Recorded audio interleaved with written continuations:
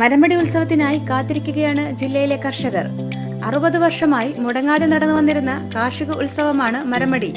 വിദേശികൾക്കും സ്വദേശികൾക്കും നയനമനോഹരമായ കാഴ്ചയായിരുന്നു മരമടി ഉത്സവം ഒരുക്കിയിരുന്നത്. തമിഴ്നാട്ടിലെ ജല്ലിക്കെട്ട് നിരോധനത്തിന്റെ പേരിൽ 2008 മുതൽ ഈ ഉത്സവം മുടങ്ങുകയായിരുന്നു. പത്തനംതിട്ട ജില്ലയിലെ ഏക കാർഷിക ഉത്സവമായ ആനന്ദപ്പള്ളി മരമടി ഉത്സവം ഓഗസ്റ്റ് 15-ന് ആനന്ദപ്പള്ളി തറയിൽപ്പടി ഏലായിലാണ് അരങ്ങേറുന്നത്. തമിഴ്നാട്ടിൽ ജല്ലിക്കെട്ട് സമരം രൂക്ഷമായപ്പോൾ കേന്ദ്ര സർക്കാർ 2017-ൽ കേന്ദ്ര നിയമത്തിൽ ഇളവ് വരുത്തുകയും അതത് സംസ്ഥാനങ്ങൾ ബിൽ പാസാക്കി ഉത്സവം നടത്തുന്നതിന് അനുമതി നൽകുകയും ചെയ്തിരുന്നു. ഇതിന്റെ അടിസ്ഥാനത്തിൽ തെക്കേ ഇന്ത്യൻ സംസ്ഥാനങ്ങൾ പലതും ബിൽ പാസാക്കി ജല്ലിക്കെട്ട് ഉൾപ്പെടെയുള്ള ഉത്സവങ്ങൾ പുനരാരംഭിച്ചു.